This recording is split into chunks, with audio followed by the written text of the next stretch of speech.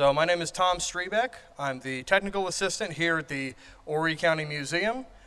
So before we get started on the presentation, there are two very brief disclaimers that I want to mention. The first is that obviously the title of the presentation is Golf on the Grand Strand. We're going to be talking a lot about Myrtle Beach and the part of the Grand Strand in Horry County, but we will occasionally veer down into Georgetown or maybe very briefly across the state line into Brunswick County, North Carolina, just because those are part of the broader Grand Strand. And we talk a lot about Myrtle Beach because it's the focus of the story, it's a good cross-section, but it's not going to be exclusively about the city of Myrtle Beach. And the second disclaimer is that I like golf, I've played a little bit of golf, but I don't claim to be a golf expert. I'm a historian. I've been fortunate to be able to do a lot of research, talk to some very knowledgeable people, but some people really live for golf. They can recite statistics from memory. That's really impressive. I cannot honestly say that I can do that, but rest assured, I know the difference between Jack Nicklaus and Jack Nicholson. So I've done some research, and with any luck, you'll leave here today knowing more than you did when you got here. So to start off our presentation, we need to start at the very, very beginning of the 20th century. So I want you to picture Myrtle Beach and the Grand Strand in your mind. So Myrtle Beach, Pawleys Island, all these communities, what they look like. They don't look like that, 100 years ago, 120 years ago, they didn't look like that. They looked like this. These pictures were both taken in the first decades of the 20th century, and this is what most of what we call today the Grand Strand would have looked like. The houses on the Grand Strand, there were very few hotels, there were very few large buildings. Most of the homes weren't people's permanent homes. They were second homes or cottages owned by people from Conway, Williamsburg, Marion, Loris. So the people coming to the beach weren't traveling from across the country. The people who were coming from really far away might have been crossing the PD River. And there are also just large sections of it where there's not very many buildings at all. And in the early days, beachfront real estate wasn't seen as very valuable because if you're a farmer, you can't grow anything on sand. I even found a newspaper article published in the state newspaper in Columbia in 1903 by an author named James Henry Rice, Jr. And he described Horry County as South Carolina's least known county. We weren't the least populous, we were kind of middle of the pack in terms of population, but when your county is the size of Rhode Island, or is actually bigger than the state of Rhode Island, that population is very spread out. And when James Henry Rice visits Myrtle Beach in 1903, he says that the hotel is first rate.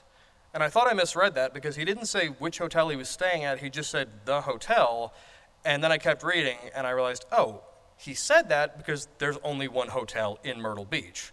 It's the Seaside Inn, which is a towering 4 stories tall. So the Grand Strand is not built up. In fact, it hasn't even gotten the name the Grand Strand yet in the early 20th century. That won't come until much later. So this is what we're starting from. It's very quiet, it's very remote, and there aren't any permanent bridges over the PD River into Horry County. So the beach here, it's hard to get to. So what changed all that? Well, the first golf course was built in the 1920s, and it was part of a much bigger project. So it's a little hard to see in this picture, but I want you to look up at the top.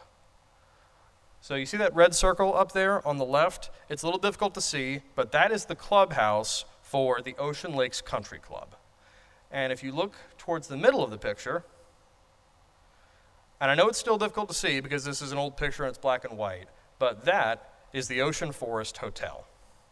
So this big hotel and this golf course and this country club were part of a project by the Woodside brothers of Greenville, South Carolina. Now, there were 4 of them. Their family owned a big cotton mill. They owned a bank. They were incredibly wealthy. And in the 1920s, they had a brilliant plan. Buy or mortgage a lot of land in Myrtle Beach, and then build a giant hotel, build a big golf course, and make this community that they were going to call Arcady. And to make a long story short, their vision looked a lot more like Long Island than Hilton Head Island. So the plan was that this big hotel and golf course were just the beginning. They were going to build big houses, gated communities, maybe more golf courses in the future, places to go hunting, places to go horseback riding, and it was going to cater to the wealthy and to the upper middle class. That was their plan, and today we know that building a big vacation spot on the Grand Strand, it is a great idea. But again, when you're starting off with this when you're starting off from this, it doesn't seem, we have hindsight, they don't. So I know what you're thinking, well, wait a minute, I've never heard of either of this. There is no community called Arcady. What happened? And the short answer is that the Great Depression happened. The Ocean Forest Hotel had its grand opening in 1929, right after the stock market crashed, and it did not go well. So this is the country club. It's still around. It's called Pine Lakes Country Club in Myrtle Beach. We'll come back to Pine Lakes in a minute, but this is what it looks like now. And then this is the Ocean Forest Hotel. So the next biggest building in Myrtle Beach that I know of was 4 stories tall. This 11-story behemoth dominated the skyline in a way that no building could today. So like I said, they build all this, and then the Great Depression happens, and the Woodside brothers lose everything. The Hoover administration, they tried to address the Great Depression, but their efforts were too little, too late, and the Ocean Forest Country Club, which was later renamed Pine Lakes, was bought out by investors, and the Ocean Forest Hotel was sold off, and all those thousands of acres that the Woodsides had bought on the Grand Strand reverted back to the mortgage holder, Burroughs and Collins Co. And if you've ever heard of Burroughs and Chapin, the big property development company, that's the organization that they eventually become Burroughs and Chapin, but we'll come back to them in a minute. For now, I want to talk a little bit more about that golf course and what happened with that. So the golf course was designed and built by this man, Robert White. He was from St. Andrews, Scotland, and if that sounds familiar, the golf fans in here will know that St. Andrews, Scotland, that's where golf started. That's where the oldest golf course in the world is. That's the home of golf. And that's where he was from. So he came to America as a young man, and he had gotten work teaching golf, playing golf, helping connect wealthy golf courses with Scottish golf professionals that wanted to come to America and be club pros. And he also served as the first president of the Professional Golfers Association of America. So he's the first president of PGA. So when the Woodsides want to build their big golf course, they bring in him. And he designed golf courses all over the country, but later in his life when he retired, he bought land overlooking Pine Lakes Golf Course, so we can pretty safely assume of all the courses he built, Pine Lakes was his favorite. So he and several other investors, they're the ones who bought the country club, they keep it open, and for the next couple of decades, the Pine Lakes Country Club is the only golf on the Grand Strand, but that would change pretty soon. So as you go through the Depression, the 20s, the 30s, and then later after the Depression in the 40s, leaders in Myrtle Beach and in Horry County, they want to try to develop Myrtle Beach as a tourist destination. And the slogan that they hit on, you can see it at the bottom of that postcard there, is 670 miles south of New York, 735 miles north of Miami. And what they're saying is that, hey, we're halfway to Miami. If you're coming all the way down to New York, you don't have to go all the way to Florida. You can travel half the distance and get all those same amenities here. And you can even see the Ocean Forest Hotel inside the M on this postcard, and you can see other landmarks like the Washington Park Racetrack down there in the H. And while this is going on, the people in Myrtle Beach aren't the only people in South Carolina that realize that tourism is kind of the wave of the future. In Charleston, for example, they're looking around and thinking, okay, we have a lot of old buildings, how can we use that? Well, let's rebrand it as historic buildings. Let's repaint them, let's put up some historic markers and kind of lean into the history. So across South Carolina, civic and business leaders and political leaders are thinking, okay, we have a lot of history, we have a lot of natural resources, let's make use of those, let's get people here and see if we can use that to help keep the economy going. And as we know today, that really, really worked.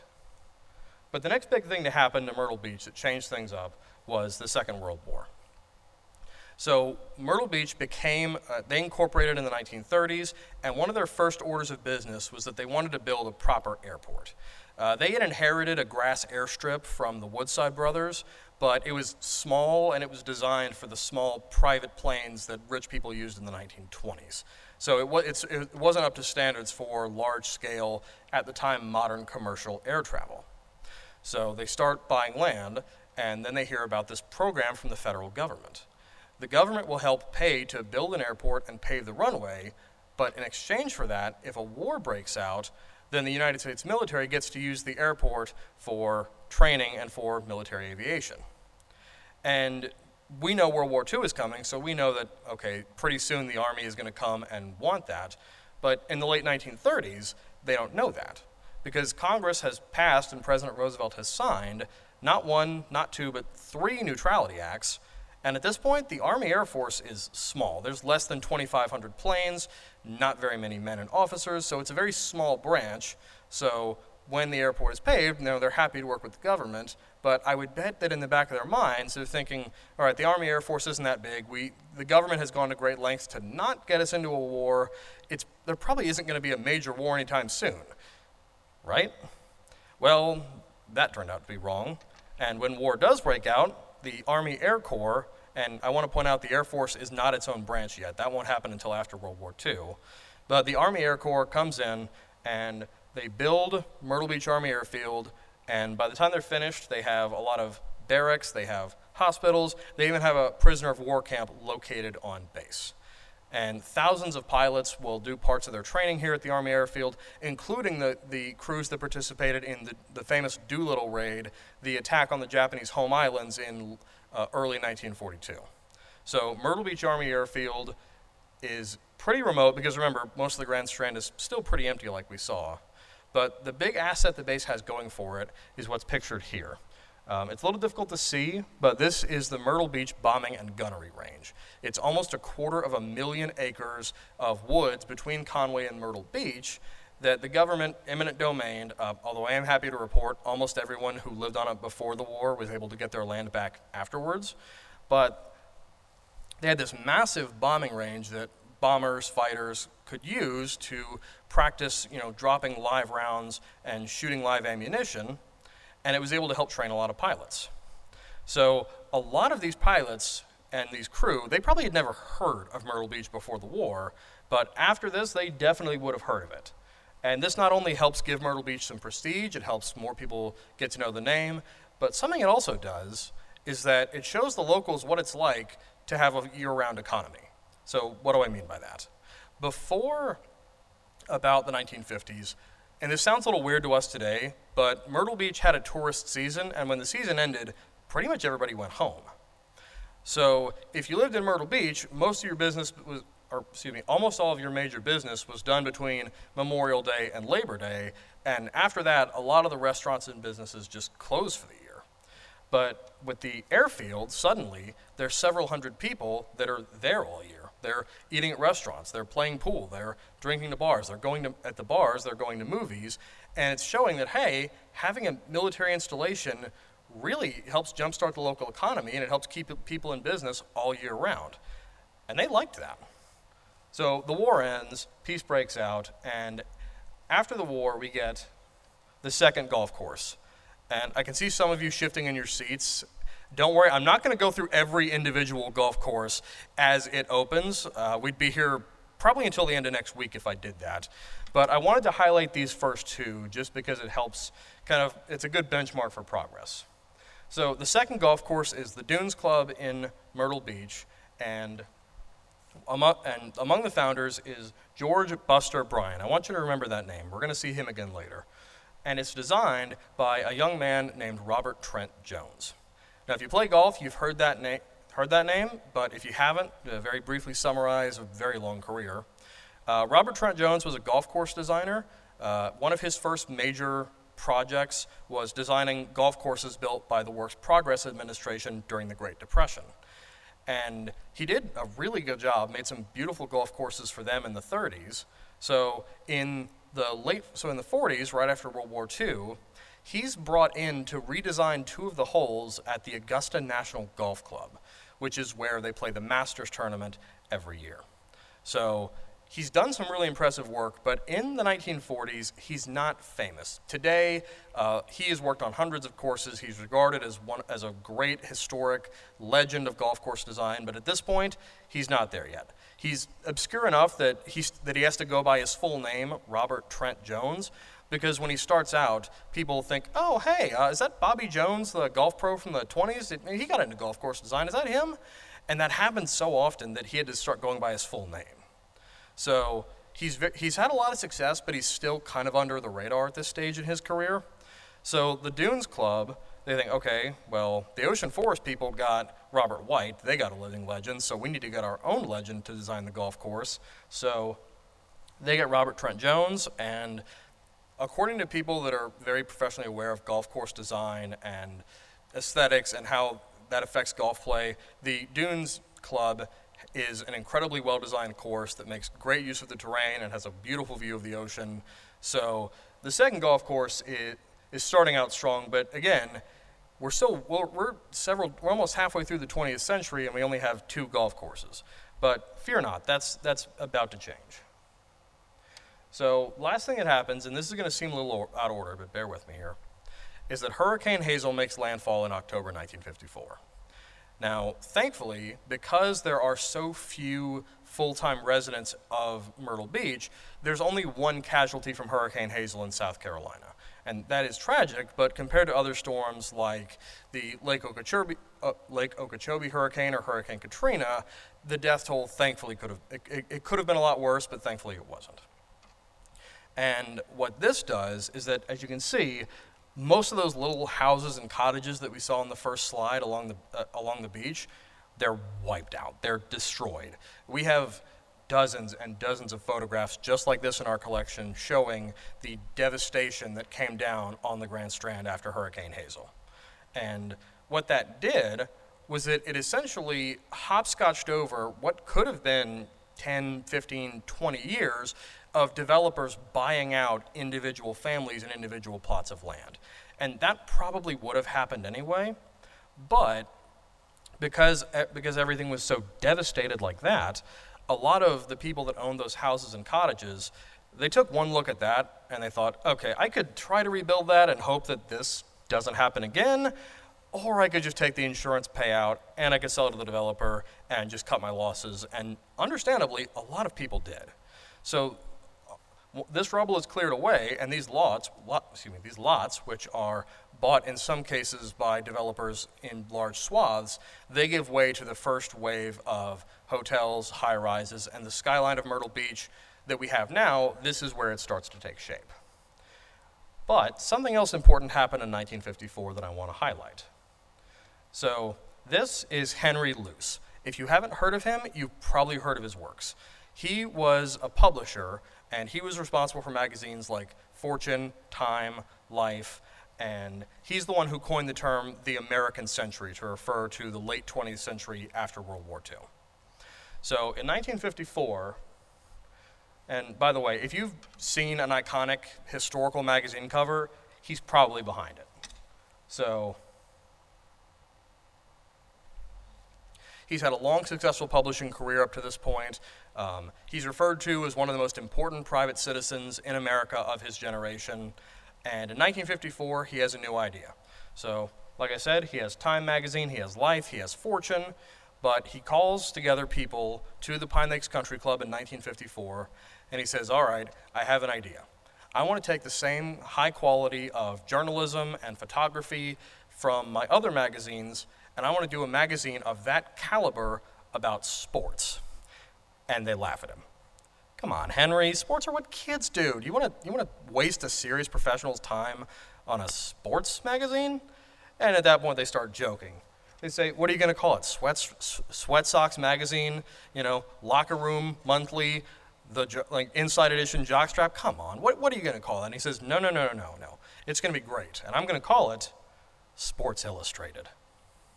So, Sports Illustrated is born at the Pine Lakes Country Club, and they still have a copy of that first issue on display there today. So when Sports Illustrated goes into publication, one of the things that it does is because Henry Luce visited Myrtle Beach and was so impressed by it, it shows Myrtle Beach and it starts building its national profile as a golf destination. Even though it only has 2 golf courses, those golf courses are well designed, they're on good grounds, and there's a lot of potential here, and Henry Luce sees that. And one of the other things that Sports Illustrated does in those early years is that it helps bring attention to the man who is very quickly becoming the most famous golfer in America. Today, we know him as President Dwight David Eisenhower. Now, Ike wasn't the first president to play golf, not by a long shot. Every president since William Howard Taft had played golf, but before Eisenhower, presidents worked really hard to keep that on the down low. You know, they would go golfing on the weekends, they'd go on vacation, they wouldn't bring the press with them. They were trying to keep it low key. And Eisenhower took the opposite approach. He went golfing a lot, he invited the press.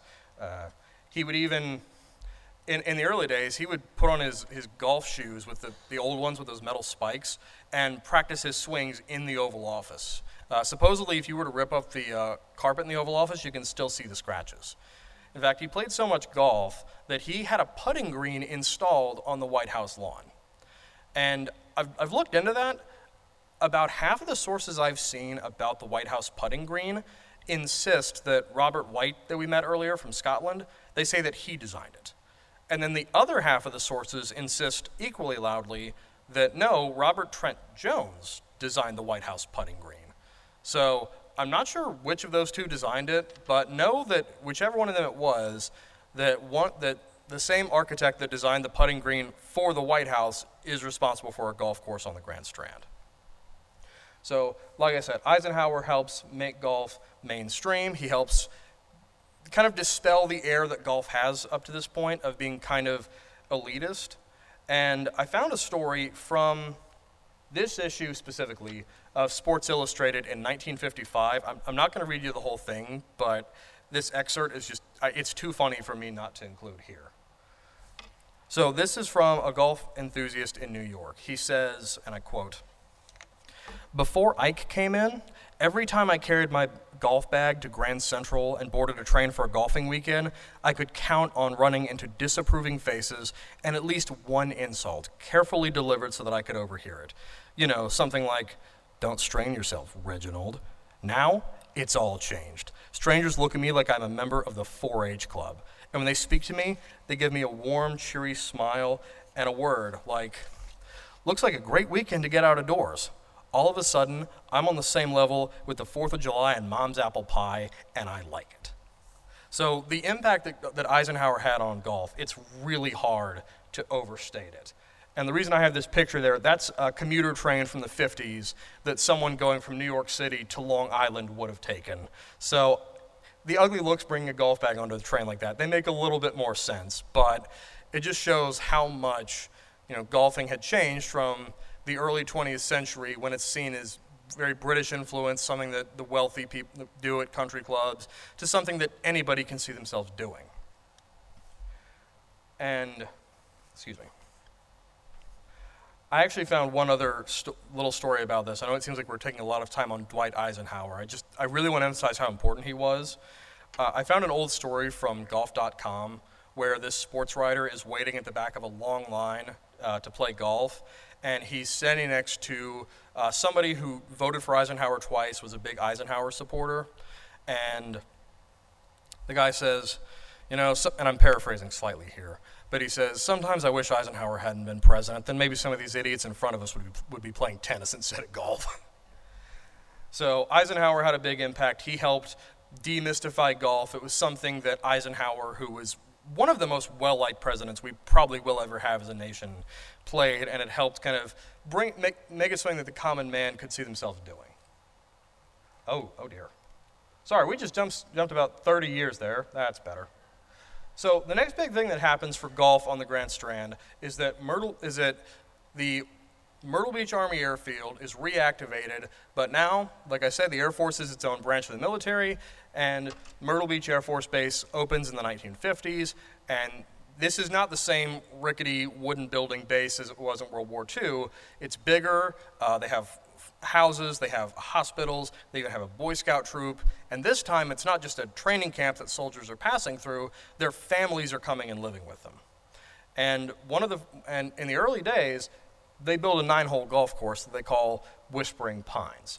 And it's open for service members and their guests, and something that they did was anybody playing on this golf course had to pay an entry fee, but that fee was tied to the airman's rank. So a general is paying a lot more than a low-ranked private would be paying, which I thought was a nice touch.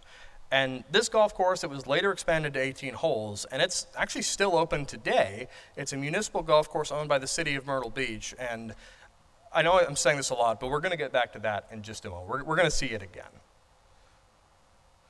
So as the 1960s are going on, we're starting to see, the post-war economy is booming. The generation that fought World War II is starting to get a little further on in their careers. They're starting to get more vacation time, more promotions, and some of them are bringing their families back to the Grand Strand.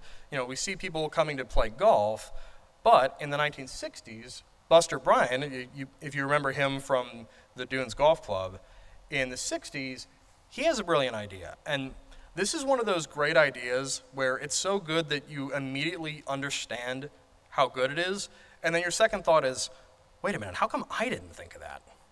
So I'm essentially telling you this is the upside-down ketchup bottle of golf.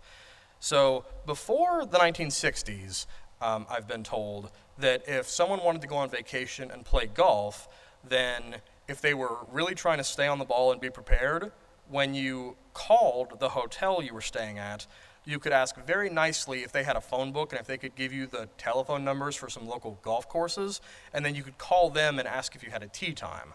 Or I've been told if you were feeling frisky, you could just book a hotel room, drive to the golf course, and hope really hard they had a tee time open. And as somebody who grew up after the dawn of the internet, that's mind-blowing for me. So if you went on a vacation back then, you're braver than I am. But Buster Bryan, he has a brilliant idea. He says, well, if we know people are coming here to play golf, why don't we just let them book their golf tee time and their hotel room together? And again, that seems simple, but nobody had done that up to this point, and it's a fantastic success. So Buster Bryan owns the Caravel Hotel in Myrtle Beach, which back in the 60s, this was the kind of place where you would win 3 nights here on a game show kind of a place. So the Golf Hotel is a huge success. A couple of years later, another organization is founded called the Myrtle Beach Golf Holiday, which essentially does the same thing. But what makes the Myrtle Beach Golf Holiday different was that it was actually a team effort from a bunch of golf courses in Myrtle Beach, Conway, and Georgetown. And they say, okay, we could try to fight it out for visitors, or we could all work together, and instead of advertising one specific golf course, we advertise the Grand Strand as a golf destination, knowing that if people are coming on vacation like that, they're probably going to play at a couple of different courses. And of course, that is wildly successful. It helps bring people to Myrtle Beach. It helps kind of really brand the place as a golf destination. And let's see. Something else going on around this time is that the Golf Writers Association of America starts having their annual tournament in Myrtle Beach. And that's no accident. There were 2 people who were behind this, Frank Monk and Jimmy D'Angelo. Now, Jimmy D'Angelo, he had been the first golf pro at the Ocean Forest Country Club. He had been involved with them for a long time. And he's forward-thinking. He sees, okay, this place has potential. With the right PR, we could bring a lot of people here. So he and Frank Monk have an idea. They reach out to all the professional golf writers that they can through the Golf Writers Association, and they say, hey, we have a proposal. The week before the Masters, come to Myrtle Beach. We can all hang out together, play some golf, have some drinks, have some good food, and just kind of have some time to catch up before things get really crazy with the Masters tournament. And those golf writers come, and they really like it. And at this point, Myrtle Beach doesn't have a season. Everything doesn't close, the day after Labor Day. But because it's not in the summer, when these golf writers come, it's early in the season, which means there's probably no wait times for really anything. The service at the restaurants and the bars is probably impeccable. The weather, well, it's like the weather right now. It's beautiful, it's perfect for golf. So all these golf writers come and they roll out the red carpet for them, and they just cannot stop writing nice things about Myrtle Beach. They say how much they like visiting, how nice the people are, how great the golf is, and this really helps put Myrtle Beach on the map and helps get, because all those golf writers for newspapers and magazines, they reach a really, really broad audience. And while I was doing research for this, I found not only stories about golf, but I found ads for the Myrtle Beach Golf Holiday, for the Golf Hotel. And I found them in the 60s and the 70s in newspapers as far away as New York, New Jersey, Pennsylvania. I even found one from Quebec. So at this point, Myrtle Beach is starting to reach a national audience, and there still aren't a lot of golf courses yet, but that is going to change here pretty soon. So in the 1980s, a man named Larry Young, who had designed several golf courses in Horry County and Georgetown County, he says, okay, the approach for the Myrtle Beach Golf Holiday and for the Golf Hotel, there's nothing wrong with it, but the approach there is, hey, come here, the golf, it's good, but it's affordable, and it's something that's, you can stay at a hotel for a reasonable price, golf for a reasonable price, and that's a really solid marketing strategy.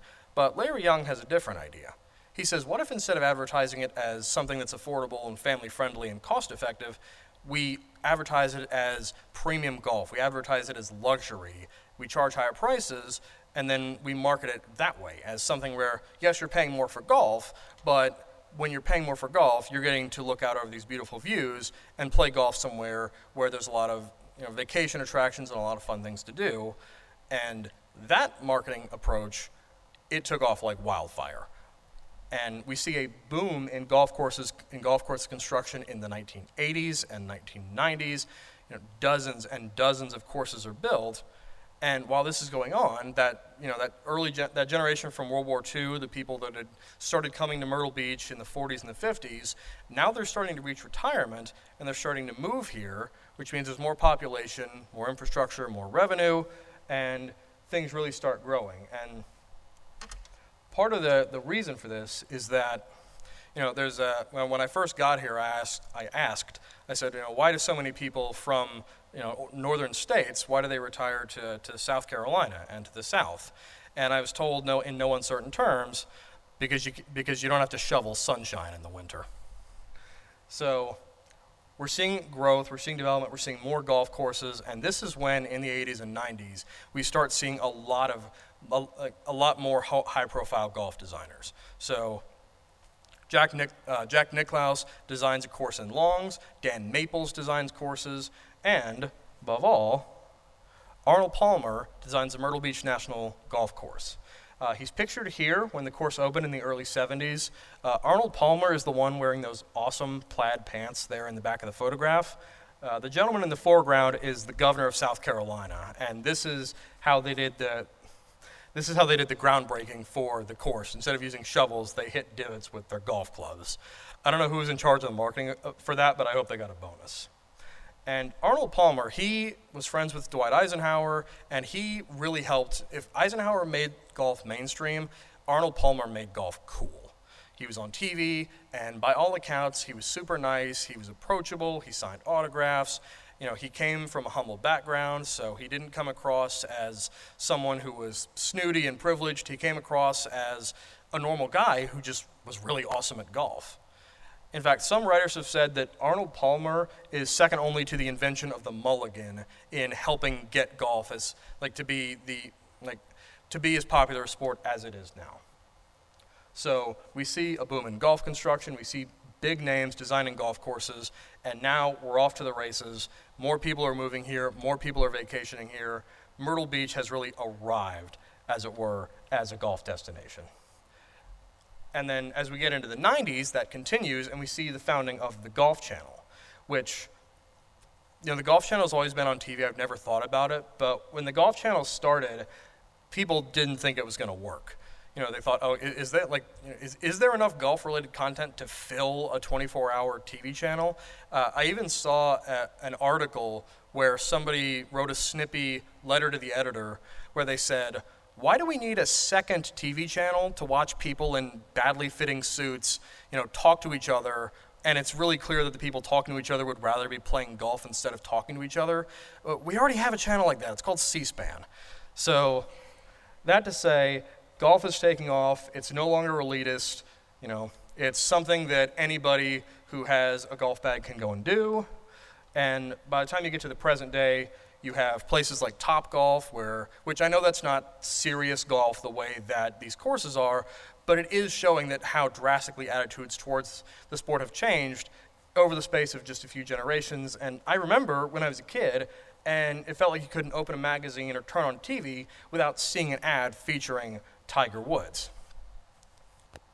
And I also wanted to mention, while I was researching this, I found out that every year Myrtle Beach hosts the Masters tournament of mini golf. And entrance to that, if you win, you can get several $1,000s. And I just thought that was really great, because it's another side of the golf story in Myrtle Beach, is that you have large, beautiful golf courses designed by celebrities, and you have mini golf courses everywhere. So if you want to play with a beautiful ocean vista, you can do that. And if you want to play overlooking a pirate ship and a T-Rex, you can do that too.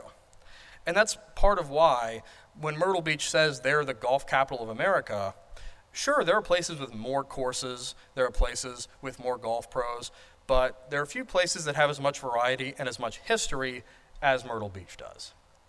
So, all right. So I mentioned that Myrtle Beach Air Force Base, that they had a golf course. The Cold War ended in 1991 when the Soviet Union collapsed, and within a few years, the Base Realignment and Closure Act passes, and Myrtle Beach Air Force Base is shuttered and turned back over to the county. And there were fears that the economy of Myrtle Beach wouldn't work without the Air Force Base, but thankfully those fears were unfounded. And I want to take a moment to kind of situate us, where we are. So the Myrtle Beach International Airport opened in the 1970s, and it shared a runway with the Air Force Base. So if you look at the map here, you can see the Myrtle Beach Airport on the left. The hangars that the military used are today used by the Pittsburgh Aeronautics Institute and private planes, and and other people that work there at the base. They're to the left on this map, and then the civilian terminal, the air terminal now, it's on the right. And across the way, that's where Whispering Pines Golf Course was. It was really close to this side of the airfield. And when that base gets closed, today, Myrtle Beach International Airport is the second busiest airport in South Carolina.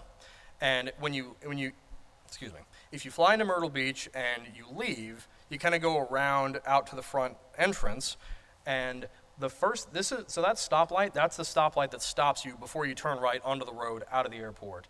You can see Myrtle Beach, Golf Town, USA, and Whispering Pines Golf Course is right behind that. It's the greatest golf ad I've ever seen, and because when they built this place in the 60s, they didn't know that was going to happen. They had no idea that someday the Air Force Base would just close and they'd turn over the keys to the county. But now, if you fly into Myrtle Beach, if it's daylight hours and the weather isn't awful, actually if the weather is awful, you can see generally, and they're kind of blurry, but you can see them in the background of this picture. There's people playing golf there. If you gave a marketing professional a whiteboard, a map, they probably couldn't have come up with a better golf promotion strategy if they tried. So one of the side effects of all this is that Myrtle Beach getting this national profile, getting so much good press coverage, was that people started moving here. A lot of people. Now, I'm not trying to knock anything. I'm one of them. I grew up in Louisiana, but remember how I said Myrtle Beach was, Horry County was South Carolina's least known county? We heard that from James Henry Rice back in 1903. Today, we are the fourth largest county by populace in the state. The only counties with more people than us are Charleston, Richland, which is where Columbia, the state capital, is, and Greenville in the upstate. So Horry County is growing. The owner of Drunken Jack's restaurant and bar in Murrells Inlet, the way he said it was that over time, vacationers become residents. They go from suitcases to U-Hauls. I've even found stories of some of those golf riders who came here for the Golf Riders Tournament back in the 50s. When it came time for them to retire, they thought, well, I had a really great time in Myrtle Beach. I guess I'll move there. And that's really helped put Myrtle Beach on the map and keep it there and get us to where we are now, this big and growing county. In fact, just last year, Myrtle Beach had its first regular PGA Tour at the Dunes Golf Club, at that second oldest course. And if that sounds a little odd to you, I should mention that there were other tournaments here before this. The PGA had their senior tournament here. There were other golf tournaments held here, some of them even with PGA. But in terms of the regular PGA Tour, this was the first tournament they had, the Myrtle Beach Classic at the Dunes Club. And funny enough, I know what you're thinking, that okay, this is probably, we've reached peak golf in the Grand Strand, right? Actually, we haven't. That was 20 years ago. So what do I mean by that?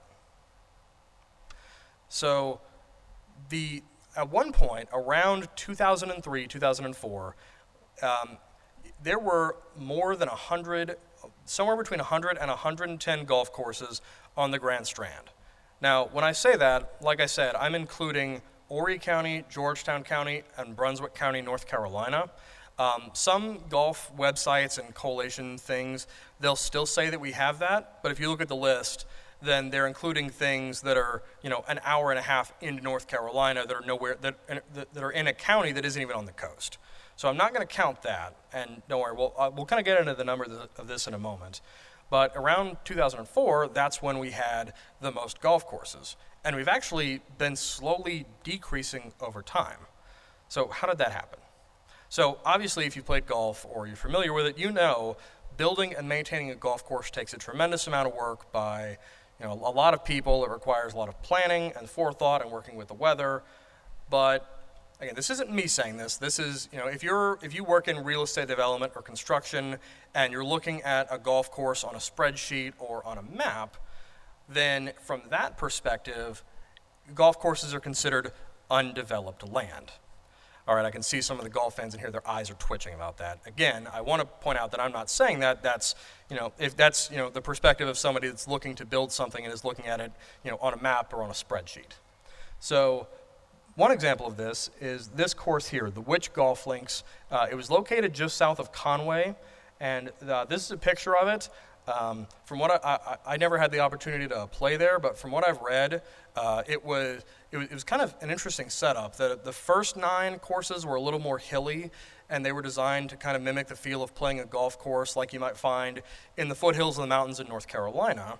And the second set of 9 holes, the back 9, was designed to kind of weave its way through some swamps and some pine forest and feel more like the golf you would find in the low country of South Carolina.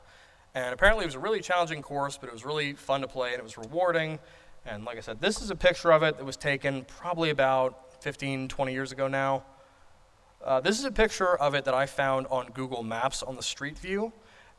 This is, again, taken from the highway, and I want you to pay very close attention. If you look at the right side of the picture, it's a little difficult because it's in shadow, but you can see a tree with a V-shaped trunk. So I want you to pay attention to that and keep that in mind. So that, like I said, this was taken in 2017. This next picture was taken last year.